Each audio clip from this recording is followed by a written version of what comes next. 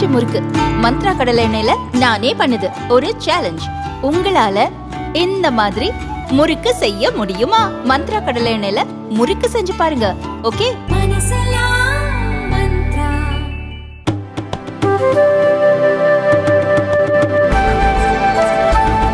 நமது தலைமை செய்தி ஆசிரியர் திரு பாண்டே அவர்கள் இணைந்துள்ளார். சார் வணக்கம். சார் வணக்கம்.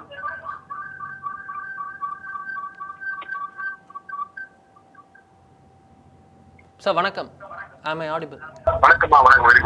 Sir good morning sir. நம்ம பார்க்குறோம், திரு விஜய் அவர்கள் தனது கட்சி கொடியை அறிமுகப்படுத்தி இருக்கிறார். பிளிரும் யானை இருபுறம் இருக்க நடுவில் வாகை மலர் இருக்கிறது.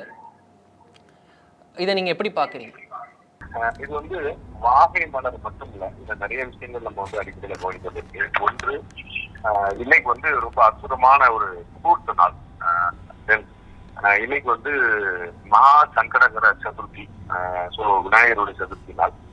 ஒரு அற்புதமான நாள். அதுல வந்து அந்த நல்ல நாள் நல்ல நேரம் பார்த்து பண்ணிருக்கிறாங்கிறது முதல் விஷயம் கவனிக்க வேண்டியிருக்கு. ரெண்டாவது விஷயம், அவர் எடுத்த உறுதிமொழி. அந்த உறுதிமொழியில அவர் 2 விஷயம் வந்து கவனிக்க வேண்டிய விஷயமா நம்ம பாக்குறோம். ஒண்ணு, விடுதலைக்காக போராடிய தமிழக தலைவர்களுக்காக மட்டும் அப்போ ஒரு தேசிய பார்வையை அவர் வந்து முன்வைத்தார். நாட்டுடைய விடுதலைக்காக போராடியவர்கள் அப்படிங்கிறத ஒரு தேசிய பார்வையை வந்து முன்வைக்கிறார். ரெண்டாவதா வந்து மொழிப்போர் தியாகிகளுக்கு நம்முடைய வீர வணக்கங்கள் அப்படிங்கிறத இருக்கிறார். அதன் மூலமா அந்த தமிழ் தேசிய அரசியல், இந்த திராவிட அரசியல், இதையும் உள்ள கொண்டு வராங்க நம்ம பாக்குறோம். அதன் பிறகு இந்த கொடி, இந்த கொடியோடைய வர்ணம், இதற்கு முன்னாடி வந்து இந்த சிகப்பு, அதாவது நல்ல அடர் சிகப்பு, இந்த ரத்த கலந்த சிகப்பு வந்து இதுவும் மஞ்சளும் கலந்ததா ஏற்கனவே நம்ம வந்து சமத்துவ மக்கள் கட்சி சரத்குமார் அவர்களுடைய கொடி இருந்ததை பார்க்கிறோம். அதுல வந்து ஒரு சிகப்பு ஒரு மஞ்சள் இருந்தது. இதுல வந்து 2 சிகப்பு ஒரு மஞ்சள் இருக்குன்னு நம்ம பார்க்கிறோம். நடுவுல 2 யானைகளும் வாகை மலரும் இருக்கிறதா சொன்னாங்க. இந்த வாகை மலர் நம்ம எல்லாம் அறிஞ்சிருப்போம். தமிழ் மாணவர்கள் எல்லாருக்குமே, வரலாற்று மாணவர்கள் எல்லாருக்குமே தெரியும். இந்த வாகை மலர் வந்து போருக்கு சென்று வெற்றியை பெற்ற பிறகு அந்த வாகை சூடுவாங்க தெரியும். வாகை சூடவா அப்படின்னு சொல்லி வாகைங்கிறது ஒரு ஆகு பேராகவே மாறிச்சு, ஒரு காரண பேராகவே மாறிச்சு. வாகைங்கிறது ஒரு மலர், ஒரு மரம், அதனுடைய பெயர். அந்த வாகை மரத்துடைய மலரை வந்து சூடிக்கிறது வழக்கமாக இருக்கிறோம். ஸோ அது வந்து வெற்றிக்கான அடையாளமா பார்க்கிறோம். விஜய் அப்படிங்கிற வடமொழி சொல்லோடைய தமிழ் அர்த்தம் வந்து வெற்றி. வந்து தமிழக விஜய் கழகம் தான் தமிழக வெற்றி கழகம்னு மாறிடுச்சு. அதனாலதான் அவங்க முதல்ல இக்கு போடாம, ஒற்று மிகாம இக்கு போடாம வளர்த்துனாங்க. ஏன்னா விஜய்ங்கிறடைய பேருடைய மொழியாக்கம் வெற்றி அப்படிங்கிறதுனால. சோ வந்து இது நடுவுல வந்து அந்த வாகை வளர்த்துருக்காங்க. 2 பக்கம் அந்த யானை இருக்கிறத பாக்குறோம். அந்த வாகைங்கிறது ஒரு வெற்றிக்கான அடையாளம், வெற்றிங்கிறது விஜயோட பேருக்கான அடையாளம் நம்ம புரிஞ்சுக்கிறோம். 2 பக்கமும் அந்த யானை வச்சிருக்கிறாங்க. நான் கொஞ்சம் கூர்ந்து கவனிச்சேன், என்னால அதற்கு மேல சரியா கவனிக்க முடியல. அந்த 2 யானைகளும் இந்திய யானைகள் மாதிரியே இல்லை. அந்த 2 யானைகளும் ஆப்பிரிக்க யானைகள் அல்லது ஆஸ்திரேலிய யானைகள், அந்த மாதிரி ஆப்பிரிக்க யானைகள் மாதிரிதான் அதிகமா தெரியுது. அந்த யானைகளை வந்து நம்ம இந்திய யானையா, இந்திய யானையா, வெளிநாட்டு ஆப்பிரிக்க யானையான்னு எப்படி நம்ம கண்டுபிடிக்க முடியுமோ அந்த காதுகள் மூலமா நம்ம கண்டுபிடிக்க முடியும். அந்த காது வந்து முன்னோக்கி கிளம்பி வந்திருக்க பாருங்க. நம்முடைய இந்திய யானைகளுடைய காதுகள் வந்து ரொம்ப பியூட்டிஃபுல்லா, ஒரு ஆர்டிஸ்டிக்கா இருக்கும், ஒரு படம் வரைஞ்ச மாதிரி இருக்கும். நம்ம அந்த பிள்ளையாருடைய படங்கள்லாம் நீங்க பாத்தீங்கன்னா தெரியும். அந்த யானைகள் படம் வந்து பார்க்க முடியாது கிடையாது, ஒரிஜினல் யானையை பார்க்கலாம். ஆனா இந்த கிராபிக்ஸ்ல செஞ்சதுனாலயா என்ன தெரியல, நம்ம வந்து அந்த ஆப்பிரிக்க யானை மாதிரி இருக்கு இந்த 2 யானைன்னு. அப்புறமும் கூட அந்த உள்ள அவங்க வந்து ஒரு கொடி பாடல் ஒண்ணு வெளியிட்டிருக்கிறாங்க. அந்த கொடி பாடல் வந்து நல்ல கிராபிக்ஸ்ல நம்ம ரஜினி சாருடைய கோச்சரியா படத்துக்கு பண்ணாங்கல்ல, அந்த மாதிரி வந்து ஒரு ஃபுல் 100% ஒரு கிராபிக்ஸ்ல வந்து அந்த படம் வெளியா இருக்குது. முழுக்க கிராபிக்ஸ் பண்ணி அதுல வந்து பாத்தீங்கன்னா சண்டை போட்டு துவம்சம் பண்ணி பிரச்சனைக்குரியதா இருக்கக்கூடியதெல்லாம் இந்திய யானைகளா தெரியுது. ஆனா அந்த 2 கிட்டத்தட்ட ஒரு வெள்ளை யானை மாதிரி இருக்கக்கூடிய 2 யானைகள் வந்து அது ஆப்பிரிக்க யானைகள் மாதிரி இருக்கு. அது வந்து அதாவது விஜய் அவர்களுடைய அடையாளமாக முன்னிறுத்தக்கூடியது வந்து யானை, ஆப்பிரிக்க யானை மாதிரி இருக்குது. அது வந்து ஒரு பழுப்பு நிற கலர்ல, ஒரு கிரே கலர்ல, ஒரு சாம்பல் கலர்ல இருக்குது. ஆனா எது துவம்சம் செய்யுது அப்படின்னு அந்த ஒரு அட்டகாசம் பண்ணுது, அதை வந்து இந்த 2 யானைகள் போர் செய்து வெற்றி பெறுவது அந்த அட்டகாசம் செய்யற யானைகள் இந்திய யானைகள் மாதிரியும், அதை வெற்றி பெற்று வருவது வந்து ஆப்பிரிக்க யானைகள் மாதிரி இருக்கிறது வந்து ஒரு வியப்பா இருக்குது. அந்த வாகை மலர்லாம் இருக்கிறத பாக்குறோம். அப்புறம் வந்து இந்த தமிழக வெற்றி கழகம் அப்படிங்கிற அந்த பெயர் போடுறாங்க பாத்தீங்களா. அந்த பெயர்ல நான் முதல்ல நினைச்சேன், ஓகே 2 பக்கம் ரெட், ஒரு பக்கம் வந்து நடுவுல எல்லோடு வரும்போது அந்த மாதிரி வரும் அப்படின்னு. ஆனா அவங்க வந்து அந்த வாகை மலர், இந்த யானை இதெல்லாம் வந்து கிளப் பண்ணி கொண்டு வரணும் அப்படிங்கிற பேச்சுல அந்த தமிழக வெற்றி கழகங்களோட எழுத்து, அந்த அச்சு வந்து ரொம்ப மல்டி கலரா இருக்குது. அது வந்து ரெண்டு பக்கமும் ரெட்டு கொடுத்து, நடுவுல எல்லோ கொடுத்து, உள்ள பாத்தீங்கன்னா நிறைய மல்டி கலரா இருக்கு. அந்த கிரே, அந்த ப்ளூ அதெல்லாமே சேர்ந்து இருக்குது.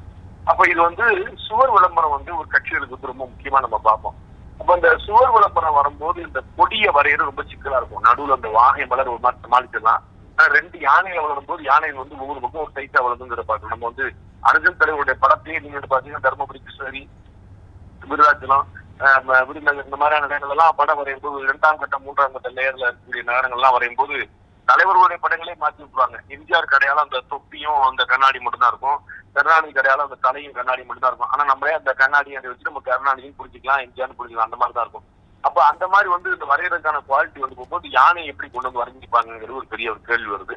அப்புறம் அந்த தமிழக வெற்றி கழகங்கிறது மல்டி கலரா, ரெண்டு பக்கம் எல்லோ, ரெண்டு பக்கம் ரெட்டு, நடுவுல எல்லோ வரும்போது அதுல வந்து உள்ளே மல்டி கலர் கொண்டு வந்திருக்கிறது இன்னொரு பெரிய ஒரு இதா இருக்குது. ஓவராலா நீங்க பார்க்கும்போது நம்ம வந்து எல்லா கட்சி கொள்கையும் சேர்த்து உள்ள வச்சு மிக்ஸ் பண்ணி அப்படின்னு சொல்லி சொல்லுவாங்க. இது வந்து மிக்சியில கூட கொஞ்சம் கண்டென்ட் கம்மியா இருக்கும். இது வந்து ஒரு கிரைண்டர் மாதிரியான ஒரு அட்டம் பின்படுது. அதாவது எதையுமே விட்டுறக்கூடாது. இதுல இந்திய தேசியம் இருக்கணும், தமிழ் தேசியம் இருக்கணும், திராவிடம் இருக்கணும். நான் இந்திய தேசியத்துக்கான அடையாளமா நான் சொன்னேன், விடுதலை போராட்ட வீரர்களுக்கு வந்து எல்லாருக்கும் நம்முடைய அஞ்சலி அப்படிங்கிற ஒரு வார்த்தை முதல்ல எடுத்துதான் அவங்களுடைய உறுதிமொழியில் இருக்கு. தேசப்பற்றோட உருவாக்குறாங்க அப்படிங்கிற நம்ம பாக்குறோம். அந்த இடத்துல வந்து அவங்களுக்கு வந்து அந்த தேசிய பார்வை கொண்டு வந்துறாங்க இந்திய தேசம். ரெண்டாவது வந்து மொழிப்போர் தியாகிகள் அப்படின்னு சொல்லி சொல்றது வந்து அவங்களுக்கு கொண்டது ஒண்ணு, தமிழ் மொழியை முன்னெடுக்கிறது அப்படிங்கிறது ஒண்ணு, ஹிந்தி திணிப்பை எதிர்க்கிறது அப்படிங்கிறது ரெண்டு. இந்த ரெண்டுக்கும் அடையாளமா இது வந்து தமிழ் தேசிய சிந்தனையும் கொண்டு வந்துடலாம், இந்திய தேசிய சிந்தனைக்கு எதிரானதும் கொண்டு வந்துடலாம். பிளஸ் வந்து இவங்க வந்து வழக்கம் போல எல்லா இடத்துலயுமே குறிப்பிடுறது போல அவங்க வந்து பேச்சுல அவங்க கட்சியுடைய பொதுச்செயலாளர் குறிப்பிடுறதா இருக்கட்டும், அறிமுக உரை நிகழ்த்தினவங்க மற்றவங்க எல்லாம் குறிப்பிடுறது எல்லாருமே கழகம் கழகம் கழகம்னு சொல்றாங்க. கழக தலைவர், கழக பொதுச்செயலாளர் அப்படின்னு சொல்றாங்க. சோ அது வந்து அப்படியே டிப்பிக்கலா அந்த திராவிட பாணியில வந்து கொண்டு வந்து பாக்குறாங்க பாக்கலாம். சோ எல்லாத்தையுமே ஒரு அண்டு கம்யூனிஸ்ட் பாணியை விட்டு வைக்காம இருக்கிறது, தொழிலாளர் எல்லோருக்கும் எல்லாம் அப்படிங்கிற அந்த சமத்துவம், எல்லோருக்கும் எல்லாம் அப்படிங்கிறத கொண்டு வராங்க. அந்த சீமான் அவர்கள் அடிக்கடி சொல்லக்கூடிய அந்த பிறப்புக்கும் எல்லா உயிருக்கும் கொண்டு வராங்க. அப்ப எந்தெந்த அந்த சமத்துவ மக்கள் கட்சியில ஏற்கனவே இருந்த அந்த ரெட் அண்ட் எல்லோவுக்கு தான் இந்த கொடியா இருக்குதுங்கிறத பாக்குறோம். இப்படி எல்லா பக்கத்துலயும் இருக்கிற ஒன்னொன்னே அடையாளமா இருக்கிற எல்லாத்தையுமே அவங்க வந்து மிக்ஸ் பண்ணி கொண்டு வந்துருக்காங்க பாக்குறோம். அப்ப வந்து எல்லாரையுமே ஹாப்பியா இருக்கிற, எல்லாரையுமே மகிழ்ச்சி படுத்துற, எல்லாருமே உள்ள இன்க்ளூசிவா கொண்டு வர்றதுக்கான ஒரு முயற்சி தெரியுது. பிளஸ் நம்ம பாக்குறோம் அவர் வந்து திரு எச் ராஜா அவர்கள் சீண்டிய போது ஆமா நான் ஜோசப் விஜய் அப்படின்னே சொன்னாரு. சோ அதன் மூலமா அவர் சிறுபான்மையுடைய வாக்குகளை கட்டாயம் புரிய பார்த்துருக்கு. அவங்க திமுக கூட்டணியில இருந்து ஓரளவுக்கு சிறுபான்மை வாக்குகள் வந்து ஒரு பக்கம் திரும்புவதற்கான வாய்ப்பும் இருக்குது. அதனால நீங்க வந்து ஜவாஹிருல்லா போலவோ வேற கிறிஸ்தவர்களுக்கான கட்சிகளவோ அந்த மாதிரியான ஒரு குறுகிய வட்டத்துல நம்ம அடைகிடக்கூடாது அப்படிங்கிறதுக்காக அவர் நெத்தியில பொட்டு வச்சுட்டு வந்ததெல்லாம் நம்ம பார்த்தோம். அவருடைய அதிகாரப்பூர்வமான அவங்களுடைய லெட்டர் பேட்ல இன்னமும் அந்த போட்டோ வந்து நெத்தியில அவர் பொட்டோட இருக்கிறதா வந்து காட்டுது. அண்ட் இன்னைக்கு வந்து நல்ல சுபயோக சுபதனம் சொல்லக்கூடிய ஒரு சுப முகூர்த்த தினத்துல வந்து இன்னைக்கு வந்து பண்ணியிருக்கிறாங்க. அண்ட் மகா சங்கடகர சதுர்த்தி திதி விநாயகருக்கானது. அதுல எல்லாமே நல்ல புனிதமான விஷயங்களா ஆதரிப்பாங்க. ஸோ அந்த நம்பிக்கையிலையும் கொண்டவரா இருக்கிறேன்னு சொல்லிட்டு ஒரு எல்லாத்தையும் நம்ம வந்து அதே மாதிரி இது பார்க்கலாம். ஸோ இந்த மாதிரி ஒன்னும் நான் நேற்று அறிக்கையிலேயே பாத்தீங்கன்னா இன்னொரு முக்கியமான விஷயம் பார்த்தோம். அது வந்து இறைவன் கொடுத்தது பிளஸ் இயற்கை கொடுத்தது அப்படின்றாங்க. அந்த ரெண்டையுமே கிளப் பண்ணி வச்சிருந்தாங்க. அது வந்து இறைவன் கொடுத்தது அப்படிங்கிற இடத்துல அவங்களுடைய இந்த கடவுள் ஏற்ப கொண்டு வந்துடுறாங்க. அப்புறம் வந்து நம்ம வந்து கழகங்கள்லாம் அந்த திமுக திக இந்த போன்ற கழகங்கள் என்ன சொல்லுவாங்கன்னா இது வந்து நாங்க இறைவன் சொல்ல மாட்டோம், இயற்கைன்னு சொல்லுவாங்க. ஸோ இவர் வந்து அந்த ரெண்டையுமே கிளப் பண்ணி வச்சுட்டு நம்ம வந்து இறைவன் கொடுத்தது இயற்கை கொடுத்தது அதையும் கொண்டு வந்துடும் பாரு. ஸோ கடவுள் மறுப்பு குரூப் இருக்கா எங்கள்கிட்ட வாங்க, கம்யூனிஸ்ட்கள் இருக்கீங்களா எங்கள்கிட்ட வாங்க, தமிழ் தேசியம் இருக்குதா எங்கள்கிட்ட வாங்க, இந்திய தேசம் இருக்குதா எங்கள்கிட்ட வாங்க, திராவிட சிந்தனை இருக்கீங்களா நாங்களே இருக்கோம் அப்படின்னு சொல்லிட்டு எல்லாத்துக்குமான ஒரு மிக்சிங்கா கூட நான் என்ன மாதிரி கண்டென்ட் சின்ன ஆயிரும். இது கண்டென்ட் கெப்பாசிட்டி பெருசா ட்ரை பண்றாரு. ஸோ ஒரு கிரைண்டர் மாதிரி எல்லாத்தையுமா உள்ள வச்சு கொண்டு வரதுக்கான ஒரு முயற்சியா நம்ம இந்த கொடியேற்ற நிகழ்வை நம்ம பார்க்கணும். இந்த பாடல் ஒன்றையும் வெளியிட்டிருக்கிறார் திரு விஜய் அவர்கள். அதுல வந்து அரசரை கேள்வி கேட்கும் தளபதியின் காலமடி, இது ஆளப்போறான் தமிழன் கொடி அப்படின்னு வரி இருக்கு. அரசரை கேள்வி கேட்கும் தளபதியின் காலமடி அப்படின்னா எந்த அரசரை அப்படின்ற ஒரு கேள்வியும் அதுல வருது. தமிழக லெவல்ல சொல்றாரா இல்ல தேசிய லெவல்ல சொல்றாரா? நம்ம அவர் கட்சி ஆரம்பிக்கிறதா அறிவிச்ச முதல் நாள்லயே அவர் ரொம்ப தெளிவா சொல்லிட்டாரு. அதுலயே தெளிவா தெரிஞ்சிச்சு, மதச்சார்பின்மை அப்படிங்கிறதையும் ஊழல் அப்படிங்கிறதையும் நாம வந்து ரெண்டையுமே அப்படி நம்ம அடையாளப்படுத்தாட்டாலும் நம்ம எல்லாருக்குமே காமனா ஒருத்தர் நீங்க புரியறதுக்கு என்ன இருக்கும் அப்படின்னா, பிஜேபின மத சார்புள்ள கட்சி, இந்துத்துவா கட்சி, திமுக ஊழல் கட்சி. இதுதான் இவங்க எல்லாருமே அந்த நெரேட்டிவ் செட் பண்ணி வச்சிருக்காரு. அப்ப மத்திய அரசையும் மாநில அரசையும் ரெண்டையுமே நாங்க எதிர்ப்போங்கிறது அவங்களோட கணக்கு. இல்லாட்டி கட்சி ஆரம்பிக்க வேண்டிய அவசியமே இல்லையே. திமுகவை எதிர்க்க மாட்டேன், பாஜக மட்டும் எதிர்ப்பேன் அப்படின்னா அதுக்கு இங்க தமிழ்நாட்டுல இடமே இல்லை, தேவையே இல்லை. ஏன்னா அவங்க தமிழ்நாட்டுல இன்னும் வளரல, என்னதான் வளர்ந்துட்டு இருக்கிறாங்க. அப்ப தமிழ்நாட்டுல இருக்கக்கூடிய கட்சியை நம்ம ரெண்டையுமே கணக்கு. அகில இந்திய அளவுல பாஜகவும் தமிழக அளவுல திமுகவும் பிரதான எதிரிகள். அப்புறம் வேற யாரும் எதிரிகளுக்கு வரப்போறாங்க, அவர் பேசதான் வரும். நம்ம பாக்குறோம் இன்னைக்கு அவர் முதல் கட்டமா எல்லாத்தையும் அரவணைக்கிற போக்குதான் இப்போ வரைக்கும் வச்சுட்டு இருக்கிறார். அதிகாரப்பூர்வமா இதுவரைக்கும் அவர் கொடுத்த ஸ்டேட்மெண்ட் ரெண்டு மேட்ரு. ஒண்ணு சிஏஏ தொடர்பானது, இன்னொன்னு நீட் தொடர்பானது.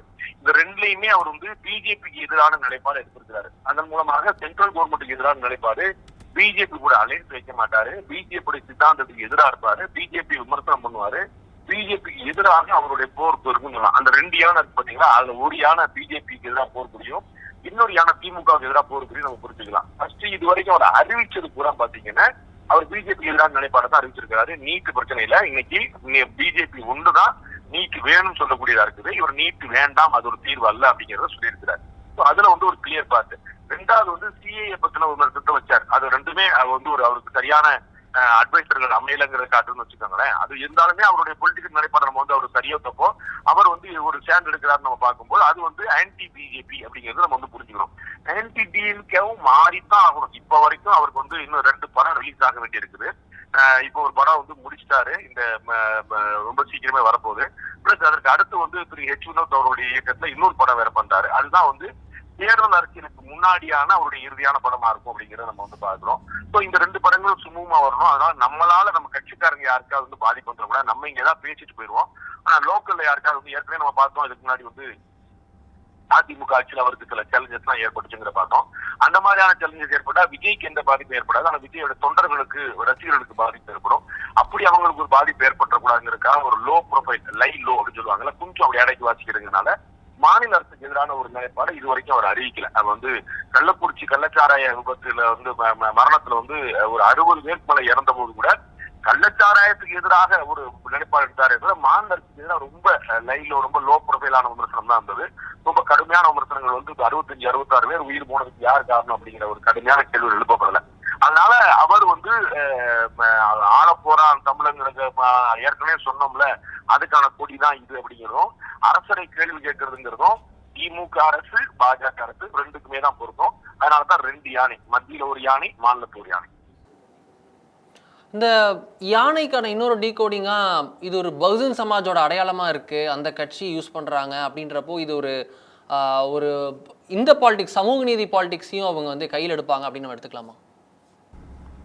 நான் ஏற்கனவே சொன்னேன், அவர் எதையுமே விட்டு வைக்கல. இந்த சமூக நீதிங்கிற வார்த்தை அவருடைய உறுதிமொழியில இருக்குது, அவருடைய பாடல்ல இருக்குது, அவர்களுடைய பேச்சுல இருக்குது. இந்த சமூக நீதிங்கிற வார்த்தை ரொம்ப பழைய வார்த்தை, எல்லாத்துக்கும் யூஸ் பண்ணிட்டு இருக்க வார்த்தை. அதுல பயன்படுத்துறவங்க, இதுவரைக்கும் பயன்படுத்துறவங்க எல்லாருமே அதுல ஒரு நியாயமே இல்லாம தான் பயன்படுத்திருக்காங்க. சமூக நீதினு அவங்க சொல்லுவாங்க, சமூக நீதிக்கான விளக்கம் ஆளுக்கு ஒன்னா சொல்லுவாங்க. அவர்கள் சமூகத்திலேயே இருக்கக்கூடிய ஏழைகள் பாலைகள் முன்னேற வேண்டாமான்னா அவங்க வேற ஒரு நீதி பேசுவாங்க. சோ இங்க நிக்கிறது நீதியா நிதியா அப்படிங்கிற ஒரு கேள்வி வந்துடும். அந்த மாதிரியான விளக்குழப்பம் இருக்கு. அப்படி ஏற்கனவே பயன்படுத்தி பயன்படுத்தி பயன்படுத்தி அதற்கு அர்த்தமே மாறி போன ஒரு வார்த்தை தான் சமூக நீதிங்கிறது. பயன்படுத்துற யாருமே நம்ம அந்த சமூக நீதிக்காக குரல் கொடுக்கிறேன்னு சொல்லக்கூடிய திரு திருமாவளவன் அவர்கள் பட்டியலத்தை முதலமைச்சராகவே ஆக முடியாது அப்படின்னு சொல்லிட்டாரு. அப்ப சமூக நீதி சாத்தியம் இல்லைங்கிறத நான் ஆகிடுது. அப்ப சமூக நீதிக்காக நாங்க 75 வருஷமா போராடுறோம் சொன்ன திராவிட இயக்கங்கள், 5 முறையில் ஆட்சி இருந்தோம், 6ஆம் முறை ஆட்சி சொல்லி திமுக, அவங்களோட கூட அதிகமா நாங்க ஆட்சி பண்ணணும் சொல்லக்கூடிய அதிமுக, இவங்க எல்லாருமே சமூக நீதி வார்த்தை கொண்டு சோசியல் ஜஸ்டிஸ்ங்கிற வார்த்தையை பயன்படுத்தாத கட்சி தமிழ்நாட்டில் இது இருக்கு. குறிப்பா 2 திராவிட கழகங்களும். ஆனா சமூக நீதி எங்க இருக்கு? அவங்களால இருக்கணும் பட்டியலத்தை சேர்ந்த எந்த தலைவரையாவது அவங்க முன்னிறுத்தி இருக்காங்களா? இன்னைக்கே அவ்வளவு பழைய மூத்த தலைவரான திரு பி. சொல்றவர்கள் இதுவரைக்கும் அங்க மாநில தலைவராக முடியல. அவர் வந்து கிறிஸ்துவ சமுதாயத்தை சேர்ந்தவர். இன்னைக்கே வேற வழி இல்லாம என்ன செய்யறதுன்னு பார்த்து அவங்க லாதி கணக்குல வச்சுட்டு திரு சிதம்பரம் போட்டாவில் கூட பல விஷயங்கள் வச்சுட்டு தான் திரு செல்வக்குழந்தையை கொண்டு வந்திருக்காங்க. அப்ப இந்த சமூக நீதிங்கிறது இங்க இருக்கக்கூடிய கட்சிகள்ல பேசு பொருளா தான் இருக்கிறதே தவிர செயல்படுத்தக்கூடிய விஷயமா இல்லைங்கிற பாக்குறோம். அதே வார்த்தை அவர் பயன்படுத்தி ஏற்கனவே நான் சொன்னது அந்த கிரைண்டர் அப்ரோச் தான். உள்ள எல்லாத்தையும் போட்டு அரைச்சிருவோம், நம்ம வந்து பக்கா மிக்சர் ரெடி பண்ணிடுவோம், எதையுமே விட்டு வைக்க கூடாது. சமூக நீதியா வாங்க, கடவுள் மறுப்பா வாங்க, இந்திய தேசியமா வாங்க, தமிழ் தேசியமா வாங்க, கடவுள் நம்பிக்கையா வாங்க, இது எல்லாத்துக்குமே வந்து கொண்டு வந்து அது எல்லாத்துக்கும் ஒரு மிக்ஸ் பண்ணி கொண்டு வருவோங்கிற ஒரு முயற்சி தான் தெரியுது. அதுதான் வந்து அந்த யானைங்கிறதையும் கேட்டு வந்திருக்காங்க. அது எதையுமே விட்டுறக்கூடாது அப்படிங்கிறது. அந்த மல்டி கலர்ல உள்ள வந்து அந்த தாரா போட்டிருக்காங்க. அதுல பாத்தீங்கன்னா அந்த ப்ளூ கலரும் சேர்ந்தே இருக்கு. ஸோ எல்லா கலரும் எல்லாருமே இங்க வச்சிருக்காங்க. இது நம்ம அலையன்ஸ் மெட்ரிக்ஸும் நம்ம பார்க்க வேண்டியது இருக்குல்ல. ஏன்னா திரு விஜய் அவர்களை வந்து தொடர்ந்து ஆதரித்து பேசி வருபவர் திரு சீமான். அவர் தான் வந்து தம்பி கூட நான் பேசினேன், தம்பி கூட அது பண்ணேன், தம்பி தான் கூட்டணி கூட அப்படின்னு எல்லா விஷயத்தையும் இவர் தரப்புல தான் சொல்லப்பட்டு வருது. விஜய் அவர்களுடைய தரப்புல இருந்து இது வரைக்கும் அப்படி ஒரு பாசிட்டிவ் சிக்னல் எதுவும் வந்ததா தெரியல. அந்த ஒரு பர்த்டேக்கான நன்றி அறிவிப்பு இதில் கூட லெட்டரில் கூட பின்னாடி தான் வந்தது. முதல்ல வந்து திரு இபிஎஸ் அப்புறம் ஓபிஎஸ் அவர்கள் தான் வந்திருந்தாங்க. அப்படி இருக்க திரு விஜய் அவர்களுடைய ஆப்ஷன்ஸில் என்னவா இருக்கும்? எல்லாருமே நீங்கள் ஏற்கனவே நீங்கள் பதிவு செய்தது போல் புது பொண்ணு கல்யாணத்துக்கு ஒன்று வருது அப்படின்னா எல்லாருமே சுயம்பரத்துக்கு தயாராவாங்கன்ற மாதிரி எல்லா கட்சியும் தயாராகும். ஆனால் அவருடைய சைட்லேருந்து அவருடைய டாப் பிக்ஸாக ஒரு லைக்லி அலையன்ஸ் பார்ட்னர்ஸாக யார் யார் இருக்க வாய்ப்பு இருக்கு? நம்ம வந்து யார் யாரெல்லாம் இருக்க வாய்ப்பு இல்லை அப்படின்னு நம்ம அப்படி ரிவர்ஸ்ல வருவோம். ஒண்ணு பாஜக இருக்க வாய்ப்பு இல்லை, 2 திமுக இருக்க வாய்ப்பு இல்லை. இந்த 2 தவிர மற்ற எல்லாருமே இருக்கக்கூடிய வாய்ப்பு இருக்கு. ஒரு கட்சி வாய்ப்பு இல்லாம எந்த கட்சினாலும் இருக்கக்கூடிய வாய்ப்பு இருக்கு. எதையுமே மறுக்கிறதுக்கு இல்லை. திமுக கூட்டணி உடைபடுமானால் அதற்கான ஒரு முயற்சியை பண்ணிட்டு இருக்காங்க. உடைபடுமானால் திமுக தவிர்த்த ஒரு கூட்டணியை வந்து திமுக அலையன்ஸ்ல இருக்கிறவங்களுடைய விடுதலை கட்சிகள், கம்யூனிஸ்டுகள், காங்கிரசுகள், மதிமுக இது மாதிரியான ஒரு முயற்சியில இருக்கிறதுக்கான வாய்ப்புகள் இருக்கு. ஒண்ணு, அதிமுகவோட சேர்ந்தா அவங்களுக்கான ஒரு உத்தரவாதமான வெற்றி இருக்குது. ஆனால் எடுப்புலயே ஒரு அதிமுகவோட சேர்ந்தாருன்னு அவருக்கு எவ்வளவு ஓட்டு வங்கி அவருக்கு இருக்குங்கிறது கணிக்க முடியாம போயிடும்.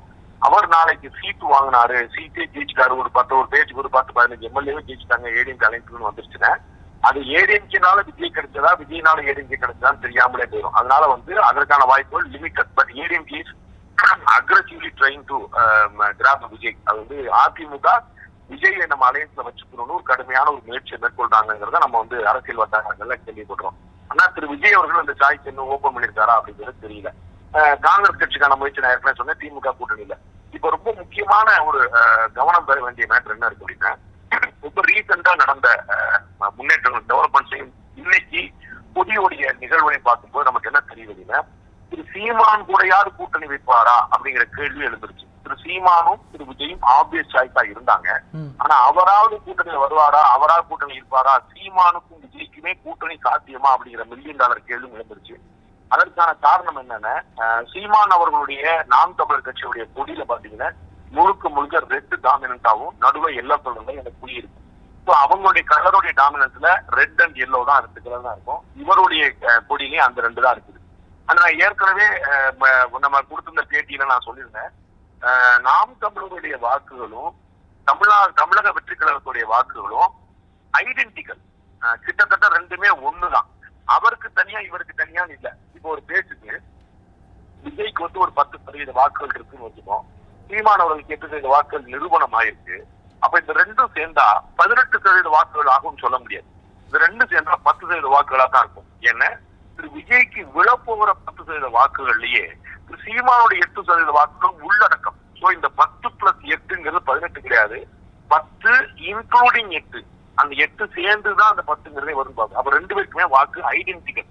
அதனால இன்னொரு முக்கியமான பிரச்சனை என்ன, திரு சீமான் அவர்கள் நீங்களுமே குறிப்பிட்டது போல, நம்ம பல முறை நம்ம சொல்லிட்டே வந்தது போல, சீமான் அவர்கள் வந்து எல்லாரும் ஒன்னா நின்னா யாரு முன்னாடி நிற்கிறது அப்படிங்கிற ஒரு சிந்தனை இருக்கக்கூடியது. அதனாலதான் அவருக்கு ஒத்த கருத்து இருந்த திரு பழநெடுமாறன், திரு திருமாவளவன், திரு வைகோ போன்றவர்களை கூட அவர் வந்து சேராம தனியாவே இருக்காரு. பந்துட்டி வேல்முருகன் இவங்களா எல்லாருமே ஒத்த கருத்துடையவங்க. அவங்க எல்லாருடையுமே சேராம அவருக்கான காரணம் யாரு முன்னணி இல்லை அப்படிங்கிற ஒரு. திரு விஜய் அவர்கள் வந்து நான் தான் கொடி ஏற்ற போறேன், கொடி பறக்க போகுது, தமிழர்களின் கொடியாக மாறப்போகுது, அடையாளத்தை மாறப்போகுது, அவர் தன்னை முழுக்க முன்னிறுத்துறார், அவருடைய கட்சியை முன்னிறுத்துறாருன்னு நம்ம பார்த்தோம். அப்ப திரு சீமான் அவர்கள் வந்து இரண்டாவது நிலைப்பாட்டுல கூட்டணியா வர வாய்ப்பு இருக்கா அப்படிங்கிற ஒரு கேள்வி வரும். சீமானும் விஜயின் கூட்டணி என்றால் விஜயின் தலைமையில் சீமான் கூட்டணி அப்படிங்கிற ஒரு வாய்ப்பு. அத வந்து திரு சீமான் ஏற்பாரா அப்படிங்கிற ஒரு $1 மில்லியன் கேள்வி. ஏன்னா திரு சீமான் நாம் அறிந்த வரையில, பேசிக்கிட்டு இருந்த வரையில, நிறைய அவங்களுடைய நண்பர்கள் எல்லாம் கட்சிக்காரங்க எல்லாம் சொன்ன வரையில திரு சீமான் வந்து ஒரு கூட்டணியை வந்து நம்ம அமைக்கணும், அதுல நான் விஜய் அவர்களுக்கு இடம் கொடுப்பேன் அப்படின்னு அவர் மனசுல வச்சிருந்திருக்காரு.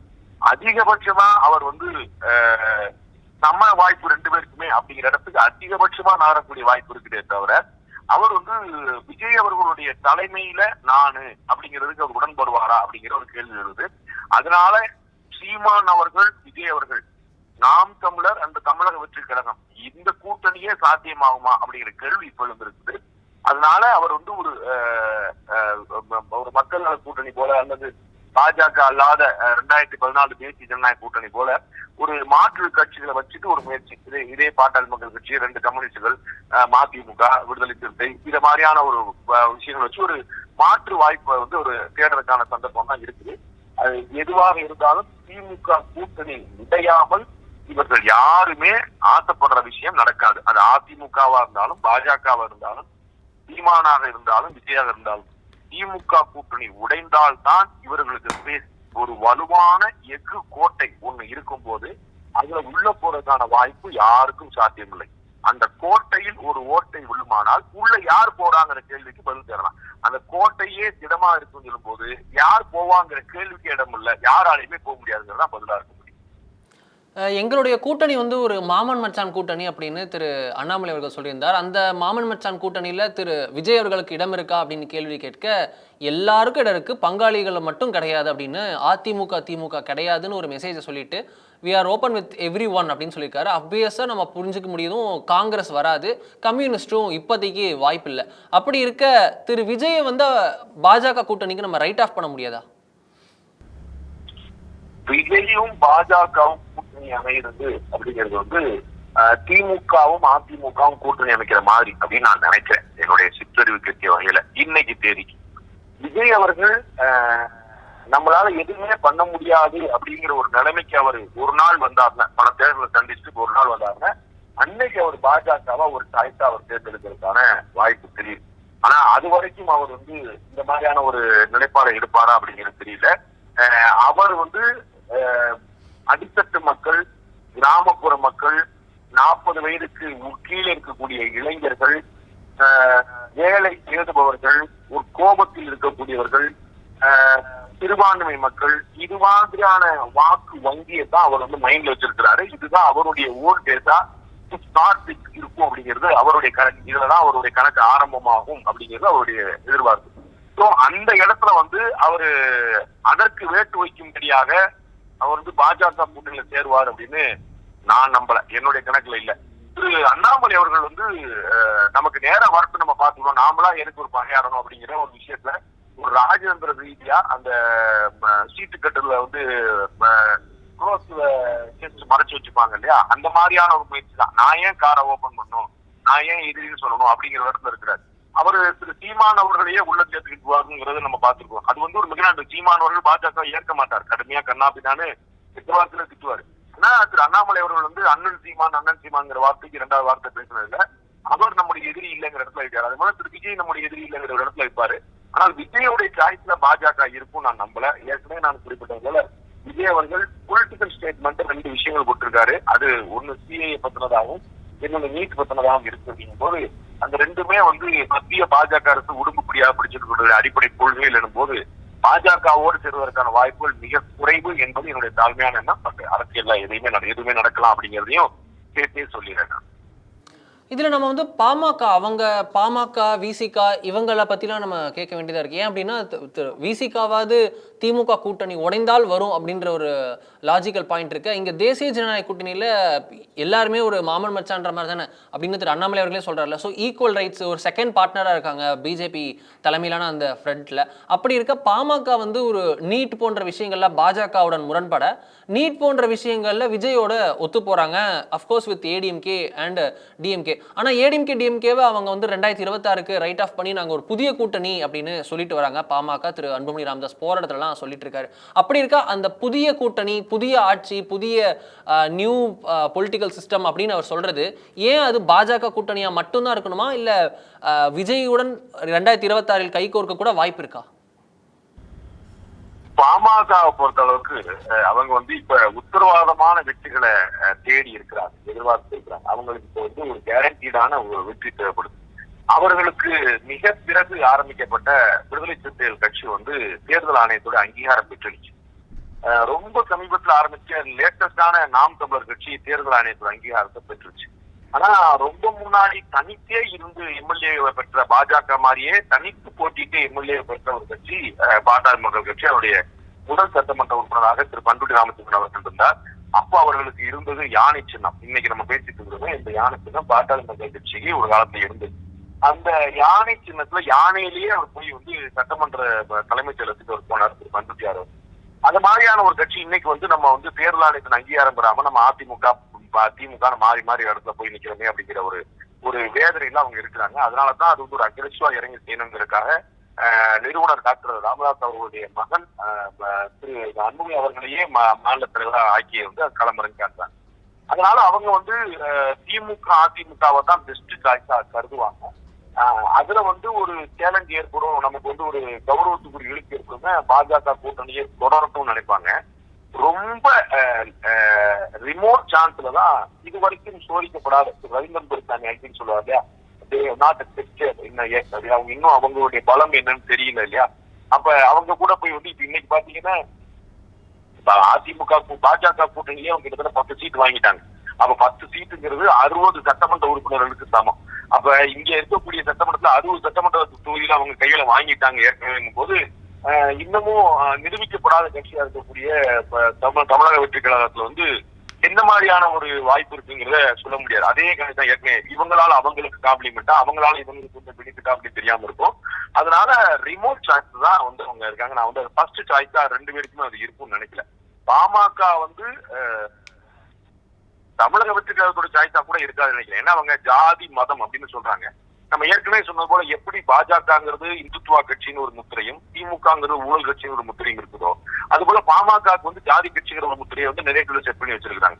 சோ அந்த இடத்துல இருந்து அவர்கள் வெளியே வரணும்னு தான் பார்ப்பாங்க தமிழக வெற்றி கழகம். அப்ப வந்து அவங்க விடுதலை சிறுத்தைகள், 2 கம்யூனிஸ்டுகள், ஒரு சிறுபான்மை கட்சி, மதிமுக, அந்த காங்கிரஸ் அந்த மாதிரிதான் முயற்சி பண்ணுவாங்களே தவிர அதிமுக, திமுக, பாஜக, பாமக இந்த 4 அவருடைய சாய்ஸ்ல இருக்கும் அப்படின்னு நான் நம்பல. இந்த விஷயத்தை எப்படி திமுக அணுகும் சார்? ஏன்னா நம்ம பார்க்குறோம் திரு உதயநிதி அவர்கள் வந்து soon to be made as a deputy chief minister அப்படின்னு தொடர்ந்து அந்த யூகம் இருக்கிறது. அவருக்கான ப்ரமோஷன் வந்து காத்து கொண்டே இருக்கிறது. அது வரும் என்பது எல்லாருக்கும் தெரியும். எப்போன்றது தான் இருக்குது. அது 26க்கு முன்னாடியே ஒரு எலிவேஷன் இருக்குமா, உள்ளாட்சி தேர்தலுக்கு அப்புறம் அந்த இப்போ எல்லாரும் எதிர்பார்க்கக்கூடிய டிசம்பரில் வரக்கூடிய அந்த உள்ளாட்சி தேர்தல் அதற்கு அப்புறம் ஒரு எலிவேஷன் இருக்குமா, இல்லை இன்னைக்கு ஒரு அமைச்சரவை மாற்றம் வருகிறது அப்படின்னு ஒரு தகவல் வந்திருக்கு. ஸோ இன்னைக்கே இருக்குமா அப்படின்னு ஒரு எதிர்பார்ப்பு இருக்குது. இப்படி இருக்க விஜய் வர்சஸ் உதயநிதி அப்படின்றது நெக்ஸ்ட் ஜென்ரேஷன் ஃபைட். அது விஜய் மட்டும் உதயநிதியோடு இல்லாமல் திரு அண்ணாமலை அவர்களும் திரு சீமான் அவர்களும் இருப்பார்னு நீங்க தொடர்ந்து சொல்லிட்டு வரீங்க. சோ அப்படி இருக்க விஜய், அண்ணாமலை, உதயநிதி, சீமான் இப்படி இருக்கக்கூடிய களத்துல வந்து எப்படி இதை வந்து உதயநிதி டேக்கிள் பண்ணுவாரு? ஆன் பர்சனல் கெப்பாசிட்டி அண்ணாமலை எப்படி இதை டேக்கிள் பண்ணுவாரு? விஜய்ன்ற ஒரு பெர்சோனா மிகப்பெரிய ஆராவோட பொலிட்டிக்கல் ஃப்ரெண்டுக்கு, ஒரு பொலிட்டிக்கல் கேமுக்கு ஒரு ஃபேன் பேஸோட வராருன்றப்ப அதை எப்படி எதிர்கொள்வாங்க? அமைச்சரவை மாற்றம் ஒன்று, அது வந்து இன்னைக்கு நடக்கலாம் சொல்றாங்க. நல்ல நாள், நான் ஏற்கனவே சொன்னது போல முகூர்த்த நாள், சங்கடகர சதுர்த்தி. சோ அன்னைக்கு நடக்கிறது நல்லா இருக்குன்னு கடவுள் மறுப்பு கொள்கையில உடுக்குப்படியா இருக்கக்கூடிய திமுக அது வந்து நினைக்கலாம். ஆனால் நடக்கலாம். அதற்கும் உதயநிதி அவர்கள் துணை முதலமைச்சராருக்கும் சம்பந்தம் இருக்கா நினைக்கல. துணை முதலமைச்சர் அப்படிங்கிற ஒரு போஸ்டிங் வந்து கான்ஸ்டிடியூஷன்ல கிடையாது. அதனால உதயநிதி அவர்கள் மீண்டும் ஒரு முறை பதவியேற்க வேண்டிய அவசியம் இல்லை. இலாக்கா அலோகேஷன்ல, துறை ஒதுக்கீடுல அவர் வந்து துணை முதல்வர் அறிவிச்சா போதுமானது. அந்த அறிவிப்பு வந்து ஒரு ஆர்டர் மூலமாவே வந்துடும், அவ்வளவுதான், வேற ஒண்ணுமே இல்லை. அதுக்கு வந்து வேற ஒண்ணும் இல்ல. நம்ம பார்த்திருப்போம், அமைச்சராக பதவி ஏற்பதுங்கிறது ஒண்ணு, அமைச்சர்களுக்கான துறை ஒதுக்கீடுங்கிறது 2. ஸோ பதவி ஏற்புங்கிறது இன்னைக்கு இருக்கலாம், மற்ற அமைச்சர் பெருமக்களுக்கு 4-5 பேர் தான் அறிவிப்பு 4 பேர் தான் சொல்றாங்க, அதெல்லாம் தாண்டி இன்னைக்கு இருக்குங்கிற மாதிரி சொல்றாங்க. அதற்கு பிறகு வந்து துறை இலாக்கா ஒதுக்கீடு. அப்போ வந்து முதலமைச்சர் அவர்கள் வெளிநாட்டு பயணமாக ஒரு 10-15 நாள் போகும்போது அந்த இடையில வந்து துணை முதலமைச்சராக திரு உதயநிதி அவர்கள் அறிவிக்கப்படலாம். அது வந்து ஒரு அறிவிப்பு போதுமானது, அதுக்கு ஒரு பதவியேற்பு தேவை கிடையாது. அந்த அது இன்னைக்கு நடக்குமா நாளைக்கு நடக்குமா நேற்றே நடந்திருக்கணுமா அப்படிங்கிற கேள்விக்கு வந்து தமிழக முதலமைச்சர் தவிர அவர் யாரும் பதில் சொல்ல முடியாது. முழுக்க முழுக்க அது அவங்க கையில இருக்குது. யாருமே தடுக்க போறது கிடையாது, யாருமே கேள்வி கேட்க போறதும் கிடையாது. மூத்த அமைச்சர் பெருமக்கள், துறைமுறைகள் ஆரம்பிச்சு ரொம்ப சின்ன வயசு துறை அமைச்சர் வரைக்கும் யாருமே அதுக்கு எப்படி நீங்க உதயநிதியை வந்து நீங்க துணை முதலமைச்சர் ஆக்குவீங்க அப்படின்னு கேள்வி கேட்கறதுக்கே ஆள் கிடையாது. அதனால சாதாரணமா அரசியல் குபுரம் நடக்கும்.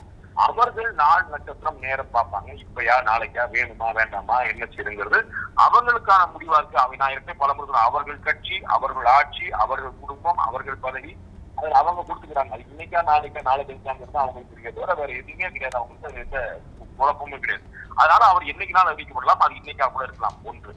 நீங்க இரண்டாவது கேட்ட கேள்வி, இந்த அடுத்த இளைய தலைமுறை அரசியல் வந்து ப்ரொஜெக்ட் ஆகி வரும்போது உதயநிதி, சீமான், விஜய், அன்புமணி, அண்ணாமலை இந்த மாதிரியான ஒரு விஷயம் வரும்போது அது வந்து ஒரு நியூ பாலிடிக்ஸா இருக்கும்.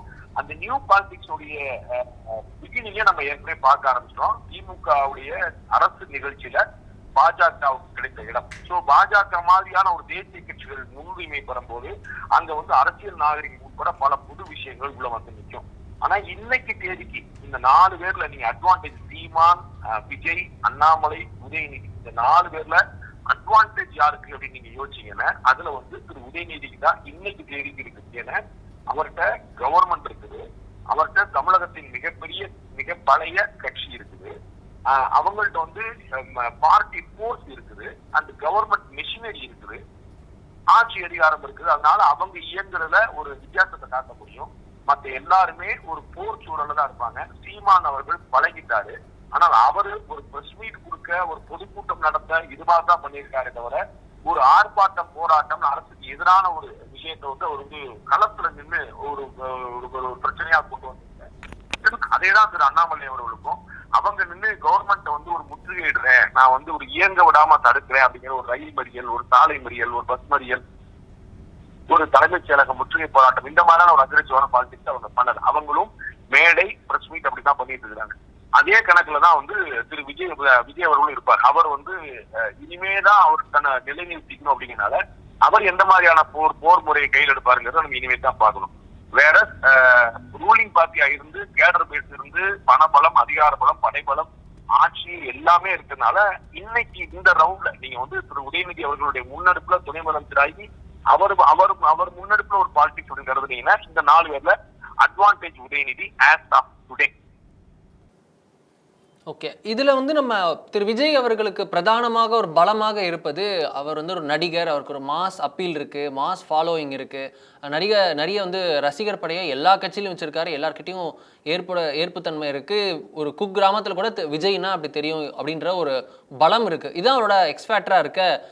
இதே பலத்தோடு பல நடிகர்கள் வந்து தமிழக அரசியல் களத்தில் வந்திருக்காங்க. ஆனால் அவர்களில் பலர் வந்து சோப்பிக்க தவறி இருக்கின்றனர். திரு எம்ஜிஆர் மட்டும்தான் அதில் வந்து விதிவிலக்கு. அவரை பார்த்து வந்தவங்களை பலர் வந்து சொதப்பி இருக்கின்றதான் நம்ம சொல்லணும். இதில் வந்து விஜயகாந்த் அவர்கள் ஒரு நல்ல பெர்ஃபார்மன்ஸை, ஒரு ஆல்டர்னேட் மாதிரி வந்தார். அப்படி இருக்க இது மாதிரி பல நடிகர்கள், திரு பாக்யராஜ்லேருந்து, திரு டிஆர்லேருந்து பலர் வந்து, ராமராஜன்லேருந்து பலர் வந்திருக்காங்க, சரத்குமார் அப்படின்னு நிறைய பேர் வந்திருக்காங்க. இப்படி இருக்க இவர்கள் கமல்ஹாசன் வரைக்கும் வந்திருக்காங்க. இப்படி இருக்க இந்த லிஸ்ட்டில் திரு விஜய் நம்ம வந்து எப்படி பார்க்கலாம்? ஆந்திராவில் பவன் கல்யாண்றவர் வந்து இத்தனை காலம் போராடி இப்போ துணை முதல்வர் வரைக்கும் வந்துட்டாரு. ஆனால் அவர் கூட்டணி பாலிடிக்ஸ்குள்ளே இறங்கியிருக்காரு, இத்தனை காலம் தாக்கு பிடிச்சிருக்காரு, கடினமான போராட்டம்லாம் பண்ணியிருக்காரு. திரு விஜயும் அப்படிதான் இருப்பாரா? ஒரு லாங் ஸ்டாண்டிங் இதை பார்க்க முடியும், பொலிட்டிக்கல் இதை பார்க்க முடியுமா? இல்லை ஒரு 2026 ஒன் ஆஃப் டைம் பொலிட்டீஷியனாக அவர் இருப்பாரா? அவர் எப்படி செயல்படுறாரு அப்படிங்கிறத பொறுத்தான் நீங்க பார்க்கணும். மாஸ் பாப்புலாரிட்டி, ஒரு ஹீரோ இமேஜ் அப்படிங்கிறது திரு விஜயை கம்பேர் பண்ணா திரு சீமானுக்கு இல்லவே இல்லை. சீமான் வந்து ஒரு இயக்குனர் தான். அவர் திரையில தோன்றினாலும் சின்ன இடங்கள் நடிச்சிருந்தாலும் அவர் நம்ம அறிஞ்சது வந்து திரைப்பட இயக்குனர் சீமான் அப்படிதான் நம்ம அறிஞ்சோம் முதல்ல. அப்படித்தான் அவர் வெளிவர. சோ விஜய் அவருடைய பாப்புலாரிட்டியை கம்பேர் பண்ணும்போது திரு சீமான் அவருடைய பாப்புலாரிட்டிங்கிறது மக்கள் மத்தியில ரொம்ப கம்மி. ரீச் சினிமா கணக்குல மட்டும் வச்சு கணக்கு பண்ணி பார்த்தா. அதனால வந்து ஆனா திரு சீமான் அவர்கள் 8 வாக்குகளை ஒரு தனி நபராக முன்னிறுத்தி உணர்ந்துச்சிருக்காரு. எந்த பின்புலம் இல்லாம, பணபலம் இல்லாம, படைபலம் இல்லாம, எதுவுமே எல்லாம் பின்புலம் வச்சுதான் பார்த்தோம். சரி, திரு விஜய் மாதிரியே 2 கணக்குல நம்ம வந்து ஒரு மோஸ்ட் பாப்புலர் லீடர் அப்படின்னு நம்ம வந்து மோஸ்ட் பாப்புலர் ஸ்டார் அப்படின்னு நம்ம வச்சுக்கிட்டோம்னா எம்ஜிஆர் அண்ட் சிவாஜி 2 பேரும் சொல்லலாம். எம்ஜிஆர் வந்து நீங்கள் குறிப்பிட்டது போல அதுல ஒரு வெற்றி வாகையை சூடினார். அவருக்கு சற்றும் சளைக்காத பாப்புலாரிட்டி தரையில வந்து ஒவ்வொரு நபருக்கும் இருக்கக்கூடிய ஒவ்வொரு நபருக்கும் திரையில தோன்றக்கூடிய சிவாஜியை தெரியும் அப்படிங்கிற அவ்வளவு ப்ராப்பர்ட்டி. அது வந்து திருத்தணில இருந்து திருக்கோணையில இருந்து கன்னியாகுமரியில இருந்து திருச்செந்தூர்ல இருந்து யூ நேம் இட் எல்லா இடங்களுக்கும் தெரிஞ்சவர். வீட்டுல உள்ள நாடி நபருக்குலாம் உள்ள போன்றவர் திரு சிவாஜி அவர்கள். அப்ப அவர் ஒரு அரசியல் இயக்கம் காண்டு அவர் வந்து எம்ஜிஆர் போல வெற்றி பெற முடியலன்னு பார்த்தோம். அதுக்கு அடுத்து இந்த பாப்புலாரிட்டி அடுத்த ஜெனரேஷன் யோசிச்சோம். எம்ஜிஆர் சிவாஜி ரொம்ப பழசா இருக்கு, நெக்ஸ்ட் யோசிங்க சார் அப்படின்னா ரஜினி கமல் நம்ம பார்க்கணும். இதற்கு ரஜினிகாந்த் அவர்கள் வந்து உள்ள இறங்குறேன்னு சொல்லிட்டு அதுக்கப்புறம் அவரால் முடியலன்னு சொல்லிட்டு இல்ல மாட்டேன்னு விளையிட்டாருங்கிறது பார்த்தோம். திரு கமலஹாசன் அவர்கள் விஜய் அவர்களுக்கு நீங்க என்னெல்லாம் அடைமொழி கொடுத்தீங்களோ தமிழ்நாடு முழுக்க தெரியும், popular star, super star, actor எல்லாமே அவர் கையில இருக்குது. கமலஹாசன் யாரு அப்படின்னு தெரியாம யாருமே இருக்காது. கமலஹாசன் நான் எந்த கமலஹாசன் சொல்றீங்க அப்படின்னு யாருமே கேட்க மாட்டாங்க. அப்படிப்பட்ட ஒரு கமலஹாசன் வந்து அவர் ஒரு தேர்தலையே வந்து படக்குன்னு ஒரு 3% சுருங்கி அடுத்த தேர்தலே கூட்டணிக்கு போய் அந்த கூட்டணியோட சீட் இல்லாத இடத்துக்கு போய் நடந்துட்டு நம்ம பாக்குறோம். ஸோ அப்படி நீங்க சொன்ன இன்னொரு உதாரணத்துக்கு போவோம். பவன் கல்யாண் பாத்தீங்கன்னா பவன் கல்யாண் பிளஸ் அவருடைய பிரதரா இருக்கக்கூடிய திரு சிரஞ்சீவி அவர்கள் தனி கட்சி கண்டு முடியாம காங்கிரஸ்ல சேர்ந்து முடியாம அரசியல்ல இருந்தே துறவர போய் ஓரங்கட்டி உட்கார்ந்துட்டாரு. ஆனா பவன் கல்யாண் என்ன பண்ணாரு, நான் வந்து ஒரு முதலமைச்சர் ஆக முடியாது ஆனால் ஒரு முதலமைச்சரை ஆக்க முடியும் அப்படிங்கிற இடத்துக்கு நகர்றாரு. அப்ப அவர் ஒரு கேட்டலிஸ்டா செயல்பட்டு அவர் பாஜகவுக்கும் எதிரும் புதிருமாக இருந்த பாஜகவுக்கும் சந்திரபாபு நாயுடு தெலுங்கு தேசத்துக்கும் இடையில வந்து ஒரு தூணாக இருந்து அதை அவர் ஹேண்டில் பண்ணதுனால இன்னைக்கு வந்து அவர் துணை முதலமைச்சரா உட்கார்ந்துருக்காரு. அவருக்கு சில எம்எல்ஏக்கள் இருக்கிறாங்க, அவருக்கு ஒரு மரியாதை கிளம்பிடுச்சு, அவர் ஒரு அங்க ஒரு கவனிக்கப்படக்கூடிய ஒரு அரசியல் ராஜ்யத்திலே அங்க மாறி நிக்கிறாங்க பார்க்கும். அப்ப என்ன மாதிரியான அரசியல் நிலைப்பாடை எடுக்கிறோம் அப்படிங்கிற பொறுத்து நாம இயல்புல சொல்ல முடியும். இன்னைக்கு தேதிக்கு இருக்கக்கூடிய அரசியல் நிலைமைக்கு நாளைக்கு ஏதாவது மாறுச்சுன்னா நம்ம மாறுச்சுங்கிற சொல்லுவோம். இன்னைக்கு தேதிக்கு இருக்கக்கூடிய அரசியல் நிலைமைக்கு திரு விஜய் அவர்கள் 2026 ஆட்சியை பிடிப்பதுங்கிறது சாத்தியம் இல்லை. நம்ம ஏற்கனவே சொன்னது போல ஆட்சியை பிடிக்கிறது அப்படிங்கிற ஒரு இடத்துக்கு ஒன்று திமுக இருக்கிற கூட்டணினால சாத்தியம், அல்லது அதிமுக இருக்கிற கூட்டணினால சாத்தியம், அல்லது இந்த 2 கட்சிகள் தவிர்த்த ஒரு பயங்கரமான கூட்டணி ஒண்ணு அமைஞ்சா சாத்தியம். இந்த 3க்கான சாத்தியக்கூறுகள் இன்னைக்கு தேதிக்கு கண்ட தென்படல. அதிமுக இல்லாத கூட்டணிக்கும் திமுக இல்லாத கூட்டணிக்கும் சில முயற்சிக்கிறாங்க. அது ஓட்டு வங்கியும் இமேஜை பெற முயற்சி தரவும் அதுக்கான வாய்ப்பு இருக்கு. சீமான் அவர்கள் அப்படித்தான் பெற்றாரு. பாஜக கூட்டணி அப்படிதான். பாஜக கூட்டணிக்கு கிடைச்சிருக்கக்கூடிய இந்த 18% வாக்குகள்ங்கிறது திமுக அதிமுக அல்லாத கூட்டணிக்கான ஒரு வாய்ப்பு தான். அதுலதான் வந்து திரு சீமான் அவர்களும் வந்து விதைச்சிருக்காரு, அறுவடை பண்ணிட்டு இருக்காரு. அப்ப ஏற்கனவே 18+8 கிட்டத்தட்ட 26% வாக்குகள் வந்து ஏற்கனவே திமுக அதிமுக அல்லாத வரும்போது அந்த இடத்துலயே திரும்ப நான் திமுக அதிமுக அல்லாத வந்து திரு விஜய் அவர்கள் வரும்போது அவரால் ஒரு 10% வாக்குகளை பெற முடியுது அப்படின்னா அது போதாதுங்கிறது நம்ம பாக்குறோம். அப்ப வந்து திமுக அதிமுக அல்லாம ஒரு ஆட்சியை பிடிக்கிறதுங்கிற சாத்தியம் இல்ல. எப்படிப்பட்ட கூட்டணியை அமைக்கிறாருங்கிற பொறுத்து நம்ம வந்து யோசிச்சோம். சோ அவர் வந்து எம்ஜிஆரா வருவாரா, சிவாஜியா வருவாரா, ரஜினியா இருப்பாரா, கமலா இருப்பாரா, சிரஞ்சீவியா இருப்பாரா, பவன் கல்யாணா இருப்பாரா, அல்லது எல்லாமே இல்லாம விஜய் இருப்பாரா அப்படிங்கிறத காலம் தான் சொல்லணும். அவருடைய மூவ் தான் அதை சொல்லும். சோ நீ எந்த பக்கம் எந்த டைரக்ஷன்ல போறீங்கிற பொறுத்து எவ்வளவு நேரத்தை ரீச் ஆவீங்க, எங்க ரீச் ஆவீங்கிறத நம்ம சொல்ல முடியும்.